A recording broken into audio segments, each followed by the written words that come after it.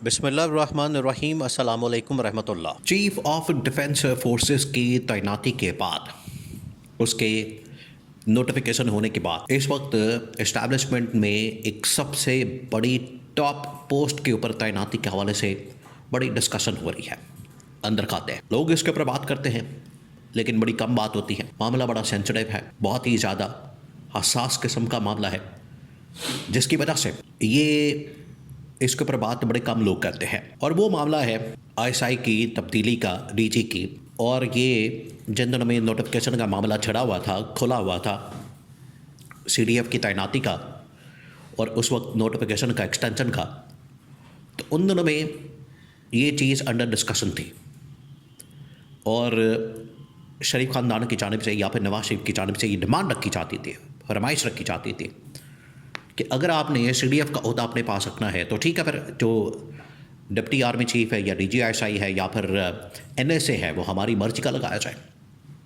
और ये आपको पता है, पाकिस्तान की तारीख आप उठा के देख लें और उसकी जो सबसे बड़ी एग्ज़ाम्पल है, ये आप तारीख उठा के देखेंगे तो आपको अंदाज़ा हो जाएगा कि किस तरीके से जो अहम तरीन पोजीशन के ऊपर जो तैनातियाँ होती हैं वहाँ पर कैसे इसको इस्तेमाल किया जाता है, इस पोजीशन को। और उसमें आईएसआई का जो रोल होता है हमेशा, आप 99 उठा के देख लें। 99 में जब नवाज शरीफ ने मुशर्रफ का तख्ता उल्टा था तो जो आर्मी चीफ लगाया गया था, जिस शख्स को, जनरल ज़ियाउद्दीन भट्ट को, डीजीआईएसआई थे।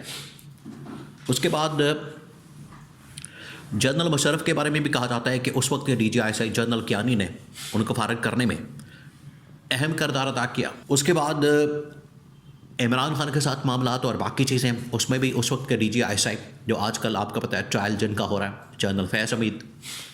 और आज ये सिचुएशन आ गई। अब नवाज शरीफ की जानिब से एक पैगाम जो है वो उनके बड़े ही एतमाद वाले सहाफ़ी की जानिब से, अबसार आलम की जानिब से ये पैगाम पहुँचाया जाता है कि डीजीआईएसआई या फिर एनएसए की तैनाती के ऊपर इस वक्त काम किया जाए। अब इसके हवाले से मुख्तलिफ़ ख़बरें इस वक्त मार्केट के अंदर हैं। मुख्तलिफ़ ख़बरें इस वक्त पिंडी इस्लामाबाद के अंदर गर्दिश कर रही हैं कि नया डीजीआईएसआई कौन हो सकता है। मौजूदा जो इस वक्त डीजीआईएसआई है वो इस वक्त एक किस्म की एक्सटेंशन के ऊपर है। टेन्योर उनका मुकम्मल हो गया था, लेकिन टेन्योर मुकम्मल होने के बाद जिस तरीके से नदीम अंजुम साबिक डीजीआईएसआई को टिल फर्दर ऑर्डर एक नोटिफिकेशन दे दिया गया, वो फिर काम करते रहे। जब ये मौजूदा डीजीआईएसआई आ गए वो फिर रिप्लेस हो गए और आज के आईएसआई के पास, डीजी के पास एनएसए का ओहदा भी मौजूद है। तो अब इसको बाद में अलग कर दिया जाए या एक ही शख्स के पास दोनों ओहदे रखे जाएं, ये भी एक बहुत बड़ा सवाल है, बहुत बड़ा सवाल है। अब मामला क्या है? मामला ये है कि एक बार फिर से इसके ऊपर बात हो रही है और मुख्तलिफ नाम इस वक्त गर्दिश कर रहे हैं। मुख्तलिफ बहुत सारे लोगों के नाम इस वक्त गर्दिश कर रहे हैं, जिसमें एक डीजीएमआई का जो सरबरा है या एमआई का डीजीएमआई जो है वो भी इस दौर के अंदर शामिल है। इसके अलावा डीजीसी वो भी इस दौर के अंदर शामिल है। और इधर से शरीफ ख़ानदान की जानिब से ये फरमाइश रखी जा रही है कि जो साबिक डीजीआईएसआई हैं नदीम अंजुम, जनरल नदीम अंजुम, वो रिटायर हो चुके हैं, तो उन्हें लगा दिया जाए। ये रिटायर होने के बाद ये पाकिस्तान की तारीख में बेनज़ीर के दौर में इस तरह के एक वाक़या हुआ था जब उन्होंने जनरल कल्लू को डीजीआईएसआई लगा दिया था, एक रिटायर जर्नल को। तो ये इस तरह के एक एग्ज़ाम्पल, एक वाक़या मौजूद है जिसको बुनियाद बनाते हुए आज शरीफ ख़ानदान, नवाज शरीफ या उनकी जो टॉप लीडरशिप है, या उसमें आप कह लें कि नवाज शरीफ जो है वो ये डिमांड कर रहा है कि जो साबिक डीजीआईएसआई जनरल नदीम अंजुम है उनको यहाँ पर आईएसआई का चीफ लगा दिया जाए। अब ये बहस हो रही है। अब मामला क्या, देखें इसके अंदर आप ज़रा इमेजिन करें कि इस टॉप लेवल के ऊपर ये पोजीशन जो है, इसमें जो नून लीग है, शरीफ ख़ानदान है, नवाज शरीफ है, इनका क्या इंटरेस्ट है, इनकी क्या दिलचस्पी है?